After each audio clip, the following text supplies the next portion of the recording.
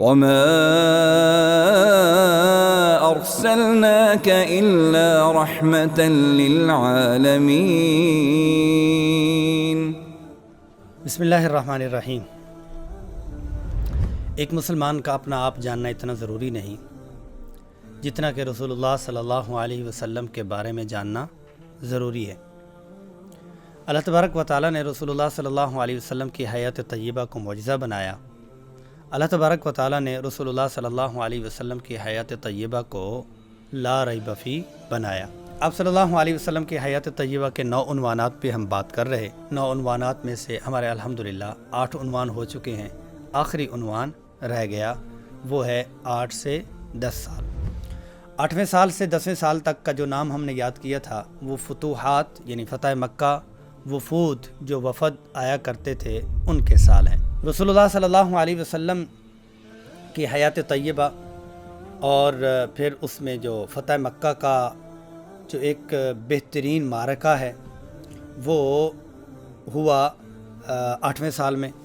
تو رسول اللہ صلی اللہ علیہ وسلم نے جو تیاری کی، کیونکہ بنو بکر والوں نے جب معاہدہ ہوا تھا، کیونکہ معاہدہ اس پہ ایک سوال بھی اٹھ سکتا ہے، وہ یہ ہے کہ معاہدہ ہوا تھا 10 سال کا اور فتح مکہ ہوا 2 سال کے بعد، تو وہ کیا ہوا؟ کیونکہ وہ مشرکین مکہ نے معاہدہ خود سے توڑا تھا۔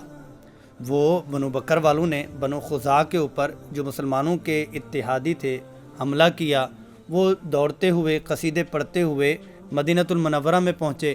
بہرحال ابو سفیان بھی بعد میں پہنچے، لیکن یہ ہے کہ بات بنی نہیں، بگڑ گئی اور بات فتح مکہ کے لیے آ گئی۔ فتح مکہ میں یہ ہوا کہ آپ صلی اللہ علیہ وسلم کی جو حکمت عملی تھی وہ کمال حکمت عملی تھی۔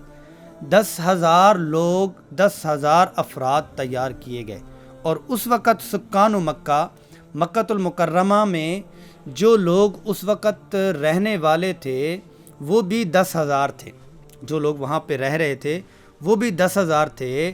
یہ ایک بہترین حکمت عملی تھی کہ جتنے لوگ وہاں رہنے والے ہیں اتنے افراد اور اتنی ہی تعداد کا لشکر اس شہر کے اوپر چڑھا دیا۔ آپ صلی اللہ علیہ وسلم تیاری فرما رہے ہیں۔ عائشہ رضی اللہ عنہ کو بھی نہیں معلوم، ابوبکر صدیق رضی اللہ عنہ کو بھی نہیں معلوم، خاموشی کے ساتھ تیاری جاری ہے اور بہترین طریقے سے آپ صلی اللہ علیہ وسلم تیاری کروا رہے ہیں۔ علیحدہ علیحدہ سے قبیلے بنوا رہی ہیں، یہ قبیلہ ان کا، یہ لشکر ان کا اور یہ ٹولی ان کی، ایسے بہترین طریقے سے مکہ المکرمہ کے جتنے راستے سے ان تمام راستوں پر ایک ایک قافلہ لگا دیا۔ مکہ المکرمہ سے دور پڑاؤ ڈالا اور ہر خیمے کا چولہا علیحدہ ہوگا، وہ حکمت عملی چلائی، جس میں ایسے لگا کہ یہ فلاں قبیلہ ہے، یہ لگا کہ یہ فلاں قبیلہ ہے۔ پھر رسول صلی اللہ علیہ وسلم جب مکہ المکرمہ میں داخل ہوتے ہیں تو حضرت عباس رضی اللہ عنہ جو غزوہ بدر کے بعد مسلمان ہو چکے ہوتے ہیں تو وہ ابو سفیان کو لے کے آ رہے ہوتے ہیں، تو اس پر آپ صلی اللہ علیہ وسلم فرماتے ہیں کہ ابو سفیان کو ہمارا ماحول دکھاؤ۔ اوپر چڑھ کے آپ وہاں سے ایک ایک قبیلہ اور ایک ایک قافلہ گزر رہا ہوتا ہے اور وہ دنگ رہ جاتے ہیں، یہ ان کا، یہ ان کا، یہ ان کا، اور آپ صلی اللہ علیہ وسلم مکہ المکرمہ میں داخل ہوتے ہیں، خون کا ایک قطرہ بھی نہیں گرتا۔ اور وہ والی کیفیت ان الذی فرض علیک القرآن لرادک الی معاد، جو یا کعبہ لولا ان قومک اخرجونی لما خرجت، وہ والی کیفیت آپ صلی اللہ علیہ وسلم یہاں پہ داخل ہو رہے ہیں۔ ابو سفیان اپنے گھر میں بیوی مونچھیں پکڑ لیتی ہے اور قبیلے کے لوگ تلواریں نکال کے آ جاتے ہیں کہ آج اتنی بزدلی ہے۔ فرمایا کہ اب حضرت عباس رضی اللہ عنہ نے ہی آپ صلی اللہ علیہ وسلم کو فرمایا تھا ابو سفیان کی حوصلہ افزائی کے لیے بھی کوئی جملہ فرما دیں، تو آپ صلی اللہ علیہ وسلم نے فرمایا تھا کہ جو ابو سفیان کے گھر میں داخل ہوگا اس کو بھی امان ہے، اور ساتھ میں یہ ماحول دیکھ چکے ہوئے تھے، تو جس کی وجہ سے کیا ہوا کہ دنگ رہ گئے کہ ہم مقابلہ نہیں کر سکتے۔ 17 دن یا 19 دن آپ صلی اللہ علیہ وسلم کا قیام رہا، اور اس دوران میں جو لوگ مکہ المکرمہ میں مسلمانوں کے اوپر ظلم ڈھانے میں حد کر چکے ہوئے تھے، جو یہ اپنے اندر مسلمانوں کا بغض لیے ہوئے تھے، آج وہ سارے قیدی بن کے کھڑے ہوئے ہیں۔ ان کے ذہن میں یہی تھا کہ اب محمد صلی اللہ علیہ وسلم کی کڑکتی ہوئی آواز آئے گی، گونجتی ہوئی آواز آئے گی، کیا کہ ان کے سر اڑا دو، ان کے ٹکڑے کر دو، ان کو جانوروں کے سامنے پھینک دو۔ لیکن کیا ہوا، کیا بیان ہوا اور کیا الفاظ نکلے؟ وہی نکلے جو یوسف علیہ السلام کے نکلے تھے کہ ہم نے معاف کر دیا، سارے کے لا تثریب علیکم اليوم فرما دیا کہ سب کو معاف کر دیا۔ آپ صلی اللہ علیہ وسلم جب قیام وہاں پر ہوا، فتح مکہ ہو چکا، 17 یا 19 دن ہوئے، انصار کی بڑے رو رہے۔ آپ صلی اللہ علیہ وسلم گئے، کیوں، کیا ہوا؟ فرمایا کہ یا رسول اللہ صلی اللہ علیہ وسلم، جب آپ کو ہم مکہ سے مدینہ لے کے گئے تھے تب ہم نے کہا تھا آپ پوری دنیا پہ غالب آئیں گے اور آپ کا دین غالب آئے گا، لیکن کہیں آپ ہمیں چھوڑ کے واپس اپنے وطن تو نہیں آ جائیں گے؟ آج آپ کا وطن فتح ہو چکا ہے، کہ آپ نے یہاں رہنے کا ارادہ فرما لیا؟ تو آپ صلی اللہ علیہ وسلم فرمایا نہیں، جس وادی میں انصار ہیں اسی وادی میں میں جاؤں گا۔ انصار میرے اندر کا لباس ہیں۔ اس خوشی میں زارو قطار روئے۔ ساتھ ہی میں قبیلہ حوازن، ان لوگوں نے مسلمانوں کی چڑھتی ہوئی ابھرتی ہوئی یہ وہ تھی شان و شوکت تھی، انہوں نے کہا کہ اوپر سے دبوچ لیں تو اچھا ہوگا۔ وہ نکلے اور مسلمان بھی آئے، 12,000 یا 14,000 کے قریب ہیں، لیکن مسلمانوں کے دل میں تھوڑا سا ہوا کہ پہلے ہماری تعداد کم ہوا کرتی تھی، اب ہماری تعداد زیادہ ہے، اب ہم ان کو یہ اور وہ کر دیں گے۔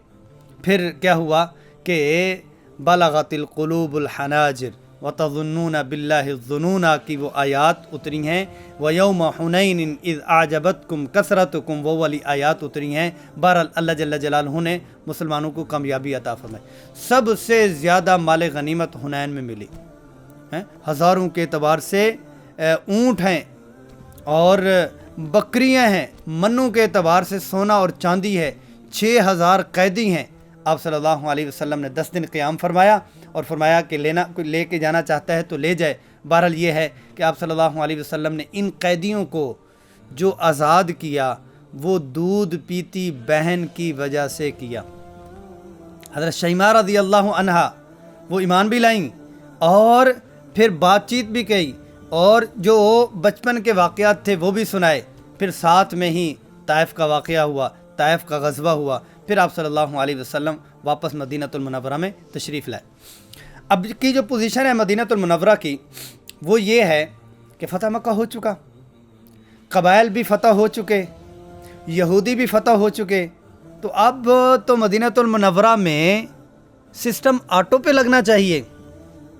ادارہ بندہ بناتا ہے، بزنس بندہ بناتا ہے، جی آٹو موڈ پہ میرا بزنس لگ چکا ہے، اب میں کبھی کبھی جاتا ہوں۔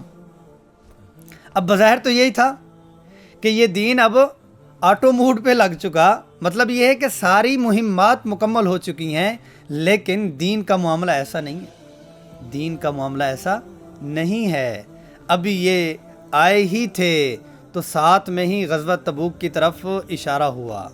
جب حکم ہوا تو اس پر تھوڑا سا توقف یہ کیا، اچھا ہم نے تو سمجھا تھا کام مکمل ہو چکا، کوئی بات نہیں ہم پھر چلتے ہیں، لیکن جو جلال والی آیات اتری ہیں، یا ایھا الذین آمنوا ما لکم اذا قیل لکم انفروا فی سبیل اللہ ثاقلتم من الارض ارضیتم بالحیاۃ الدنیا من الآخرہ فما متاع الحیاۃ الدنیا فی الآخرۃ الا قلیل الا تنصروہ فقد نصرہ اللہ اذ اخرجہ الذین کفروا ثانی اثنین اذ ہما فی الغار اذ یقول لصاحبہ لا تحزن ان اللہ معنا فانزل اللہ سکینتہ علیہ وأیدہ بجنود لم تروها وجعل کلمۃ الذین کفروا السفلی وکلمۃ اللہ ہی العلیٰ۔ یہ والی آیات اتری، کس طرف اشارہ ہے؟ اس طرف اشارہ ہے کہ جناب والا آج ریاست ہے، آج افراد ہیں، آج طاقت ہے، لیکن ہمارے حبیب کو ان تمام چیزوں کی کوئی ضرورت نہیں۔ ایک وقت تھا جب غار ثور میں تھے، بجنود لم تروها، ایسی فوج سے ان کی ہم نے مدد کی، کوئی بھی ان کے ساتھ نہیں تھا، آج بھی ہم مدد کر سکتے ہیں۔ یہ جو آپ کو کہا جا رہا ہے کہ دین محمدی کے ساتھ ہو جاؤ، یہ آپ کو سعادت دینے کے لیے۔ اس سے مجھے کیا سبق مل رہا؟ وہ یہ مل رہا کہ عالم ہونے کی حیثیت سے، مفتی ہونے کی حیثیت سے، حافظ ہونے کی حیثیت سے، دعوت والا ہونے کی حیثیت سے، یا فلاحی کام کرنے والا ہونے کی حیثیت سے، وہ یہ ہے کہ اللہ کی توفیق ہے، اللہ کو ہماری ضرورت نہیں ہے، یہ میری ہی ضرورت ہے۔ دین کے جتنے نقشے ہیں وہ میری ضرورت ہے، اللہ کی کوئی ضرورت نہیں ہے۔ یہ کوہرام مچ گیا مدینہ المنورہ میں۔ بہرحال گئے اور راستے میں وہ مسجد زرار کے سارے واقعات ہوئے، اور اگلی بات واپسی کے اوپر کیا ہوا کہ منافقین کے پول سارے کھول دیے۔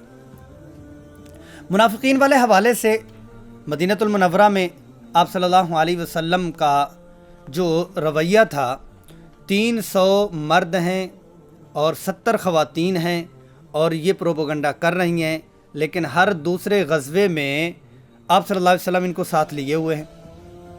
پہلی ملاقات جب آپ صلی اللہ علیہ وسلم قباء پہ تشریف فرما ہوئے، قباء سے مسجد مدینہ المنورہ میں داخل ہونے والے ہیں، اور ابن ابی کے ساتھ بات چیت ہوتی ہے کہ میں آپ کی طرف رہ لوں۔ اس نے کہا جن لوگوں نے آپ کو بلایا آپ ان کے پاس چلے جائیں۔ منافقت سامنے ہو گئی۔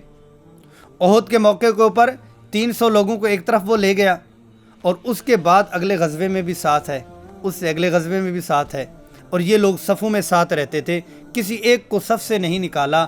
یہ سلام ہے رسول اللہ صلی اللہ علیہ وسلم کو۔ معلوم تھا یہ منافق ہیں، ان کو بیچ میں رہتے ہوئے بہترین ریاست قائم کی، بیچ میں رہتے ہوئے بہترین تربیت اپنے اصحاب کی، اور اس موقع کے اوپر کیونکہ مسلمانوں میں جب اب طاقت آ چکی ہے، اب منافقین کی بھی خیر کوئی نہیں ہے، کہ جب مسلمان اپنی بلندی کی طرف جا رہے ہوں اور اپنی گروتھ اور ابتدائی مراحل میں ہوں تو پھر منافقین کو برداشت کریں، اور جب طاقت حاصل ہو جائے تو پھر منافقین کو آشکار کریں۔ آپ صلی اللہ علیہ وسلم تبوک سے واپسی مسجد زرار والا معاملہ بھی ہو چکا ہوا، پھر حجۃ الوداع سے پہلے حضرت ابوبکر صدیق رضی اللہ عنہ کو بھیجا حج کے لیے۔ 300 افراد ساتھ میں ہیں۔ ابوبکر صدیق رضی اللہ عنہ براءۃ من اللہ، علی رضی اللہ عنہ اعلان فرماتے ہیں۔ تفصیلات ہوتی ہے کہ شہنشاہ اعظم جن کو لا الہ الا اللہ کے لیے بھیجا گیا، جن کو اللہ اکبر لا الہ الا اللہ اللہ اکبر کے لیے بھیجا گیا، وہ آنے والے ہیں۔ اب مکہ مشرکین سے صاف ہو جائے، مکہ المکرمہ کو صاف کیا گیا۔ جن کے ساتھ جو جو معاہدے تھے وہ معاہدے جو تھے ان کو پاس رکھی گئی، باقی سب کو ٹائم ٹیبل دے دیا گیا کہ اب آپ کو جزیرۃ العرب یہ چھوڑنا ہوگا اور بت پرستی ختم کرنی ہوگی۔ پھر آپ صلی اللہ علیہ وسلم فرماتے ہیں کہ میں حج کے لیے جانا چاہتا ہوں، کون کون میرے ساتھ حج کے لیے تیار ہے؟ سبحان اللہ، سبحان اللہ۔ خبر وائرل ہو جاتی کہ رسول اللہ صلی اللہ علیہ وسلم خود جا رہے ہیں۔ لوگ جو جوک در جوک آنا شروع ہو جاتے ہیں، کمال کے لوگ جمع ہو جاتے ہیں۔ لیکن اس وقت میں وبا ہے، بیماری ہے، اس وبا اور بیماری میں بہت سارے جا نہیں سکتے، تو رسول اللہ صلی اللہ علیہ وسلم فرماتے ہیں کہ جو کوئی شخص رمضان المبارک میں عمرہ کرے گا، ہاکذا فرمایا کہ اس نے میرے ساتھ یوں حج کیا۔ یہ تسلی دینے کے لیے تھا۔ ذوالحلیفہ پہ جب لوگوں کو جابر رضی اللہ عنہ فرماتے ہیں جب دیکھا تو کیا ہے کہ 1,14,000 کے قریب لوگ تھے جو قافلہ حج کے لیے تیار ہے۔ رسول اللہ صلی اللہ علیہ وسلم کو حضرت عائشہ رضی اللہ عنہا نے خوشبو لگائی، پھر احرام پہنا۔ آپ صلی اللہ علیہ وسلم لبیک اللہم لبیک لا شریک لک لبیک ان الحمد والنعمت لک والملک لا شریک لک، یہ آوازیں لگتی ہوئی جاتی۔ حج کے مناسک سکھلاتے ہیں، وہ حج والا پورا طریقہ دہرانے کی ضرورت نہیں ہے آپ صلی اللہ علیہ وسلم، لیکن حجۃ الوداع اور امر الجاہلیہ تحت قدمیہ، جاہلیت کے سارے رسم و رواج میرے قدموں کے نیچے ہیں، روند کے جا رہا ہوں۔ اور کیا ہے کہ خواتین کا اور اپنے ماتحتوں کا خیال کرنا، اور کیا ہے کہ اللہ اکبر لا الہ الا اللہ اللہ اکبر۔ وہ لوگ اپنے آباء و اجداد کی بات کیا کرتے تھے، ہم اللہ اکبر، اللہ بڑے ہیں، آباء و اجداد بڑے نہیں۔ آپ صلی اللہ علیہ وسلم پھر واپس تشریف لاتے ہیں. پھر رسول صلی اللہ علیہ وسلم مہمات میں ہیں. ایک تسلسل ہے رسول اللہ صلی اللہ علیہ وسلم کا اس زندگی کے ان پہلوؤں کا. ان تمام تسلسل میں گھر کی زندگی ڈسٹرب نہیں ہے. تمام تسلسلات میں بچوں کو پورا ٹائم دیا جا رہا ہے. تمام تسلسلات میں بدوؤں کو ویلکم کیا جا رہا ہے. تمام تسلسلات میں وفود آ رہی ہیں، ان کو ویلکم کیا جا رہا ہے. اور تمام کے تمام عالمی آفاقی کاموں کے کرتے ہوئے چھوٹے یونٹ سے وہ آپ صلی اللہ علیہ وسلم کی نظر ہٹتی نہیں ہے. یہ رسول اللہ صلی اللہ علیہ وسلم. آخری مہم جو اسامہ بن زید کو آپ صلی اللہ علیہ وسلم مہم کے لیے بھیجتے ہیں، آپ صلی اللہ علیہ وسلم کا سفر جو مکۃ المکرمہ سے مدینۃ المنورہ کا ہوا، وہ 27 صفر سے شروع ہوا، 12 ربیع الاول کو مکمل ہوا.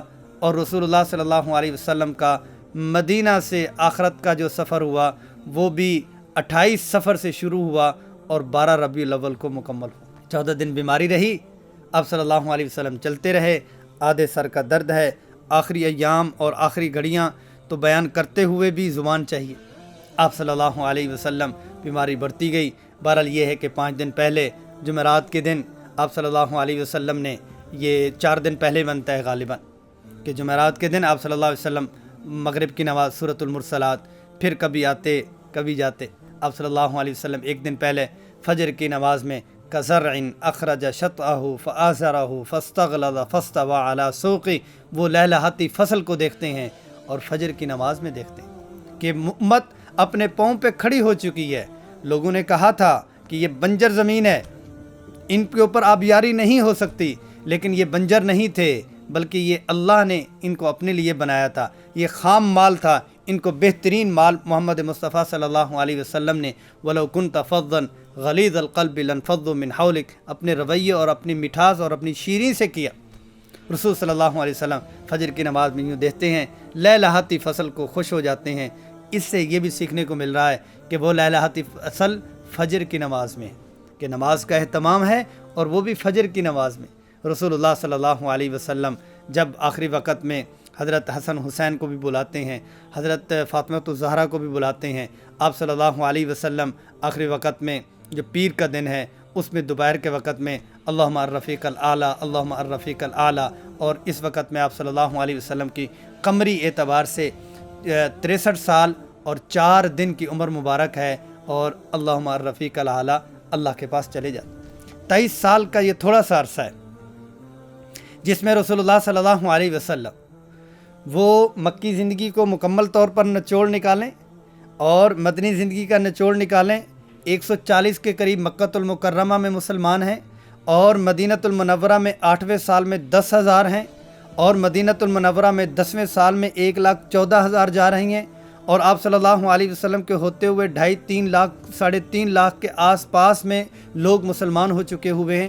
اتنا گہمی میں اور ایسے افراد بہترین تیار ہو چکے ہیں جنہوں نے دنیا کے کونے کونے تک اپنی قربانیاں دیں.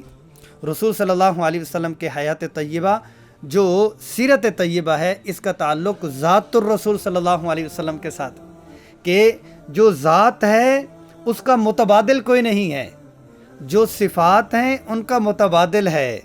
کیسے؟ سبحان اللہ، یہ صفت ہے. جو ادائیں ہیں، جو سنتے ہیں، جو اعمال ہیں، یہ آپ صلی اللہ علیہ وسلم کی صفات ہیں. سبحان اللہ کہا تو اس کا متبادل ایک درخت جنت میں لگ گیا. اوابین پڑھی مغرب میں تو ایک محل جنت میں لگ گیا. جو اعمال ہیں، جو سنتیں ہیں، ان سنتوں کے اوپر کیا ہے کہ اس کا بدلہ ہے. اور ذات الرسول صلی اللہ علیہ وسلم خود ذات الرسول ہیں. آپ صلی اللہ علیہ وسلم کی حیات طیبہ، اس کو پڑھنا اور پڑھانا مسلمان کی معراج ہے. جو پڑھنے اور پڑھانے والا ہوگا، جیسے میں نے خلاصے کے طور پر کیا بیان کیا، خلاصے کے طور پر مکی زندگی کو بیان کیا، اور مدنی زندگی کو بھی اگر خلاصے کے طور پر بیان کیا جائے تو رسول اللہ صلی اللہ علیہ وسلم نے جو بنیاد رکھی وہ 3 چیزیں تھیں: اللہ کے ساتھ تعلق، آپس کا تعلق، وہ دوسرے لوگوں کے ساتھ تعلق، اور مسلسل جہد میں آپ صلی اللہ علیہ وسلم نے ہر ایک کو حق دیا. الحمدللہ فری قرآن ایجوکیشن اور فری قرآن، اس میں مکمل نیم ہم کیا بولیں گے، میں شکریہ ادا کر لوں. فری قرآن ایجوکیشن الحمدللہ فری قرآن ایجوکیشن کے پلیٹ فارم سے یہ ہمارا سلسلہ سیرت طیبہ کا ابتدائی طور پر مکمل ہوا. ڈاکٹر معاذ صاحب کا شکر گزار، ان کی میڈیا ٹیم کا شکر گزار، اتنا بہترین ماحول دیا.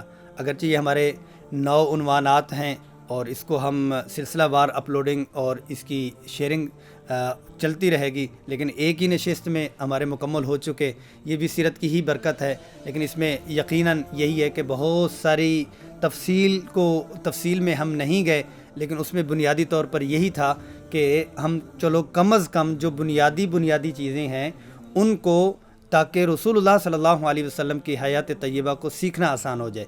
یہ جو 9 عنوانات بتلائے ہیں بنیادی طور پر یہ ایک جذبہ دلانے کے لیے کہ میں بھی سیکھ سکتا ہوں. اس میں جو بچے ہمارے ہیں ان کو 9 عنوانات آپ کوئی چارٹ کے اوپر کوئی کیلی گرافی کے ساتھ یہ عنوان لکھیں اور آپ ان کو انعام دیں. جو بڑی عمر کے خواتین ہیں، پڑھنے پڑھانے ہیں، وہ ان 9 عنوانات کو لے لیں اور ان میں اپنی کتابیں جو میسر ہوں، وہ اردو میں، وہ عربی میں، وہ انگلش میں، وہ 1 سے 12 سال کے واقعات لیں اور اس میں لکھ لیں. 12 سے 25 سال کے واقعات لیں، اس میں لکھ لیں، اور 25 سے 40 سال کے واقعات لیں، اس میں لکھ لیں. پھر جو مکی زندگی 1 سے 3 کے واقعات لیں، اس میں لکھ لیں. 3 سے 10 کے واقعات لیں، اس میں لکھ لیں. 10 سے 13 کے واقعات لیں، اس میں لکھ لیں. پھر مدنی زندگی ہے، 1 سے 6 کے واقعات لیں، اس میں لکھ لیں. 6 سے 8، پھر 8 سے 10، تو ان کی بھی کتاب بن جائے گی. اللہ جل جلالہ نے جن چیزوں کو معیار کامیابی بنایا ان کو کسی کی جاگیر ہی نہیں بنایا. اللہ نے شکر کو کسی کی جاگیر نہیں بنایا، صبر کو کسی کی جاگیر نہیں بنایا. ایسے ہی رسول اللہ صلی اللہ علیہ وسلم کو کسی کی جاگیر نہیں بنایا. جو کوئی ان کے ساتھ جڑے گا وہ اللہ کے پیارے حبیب کا پیار پائے گا. اللہ تبارک و تعالی ہم سب کو رسول اللہ صلی اللہ علیہ وسلم، آل رسول صلی اللہ علیہ وسلم کی محبتیں نصیب فرمائیں. وآخر دعوانا ان الحمدللہ رب العالمین.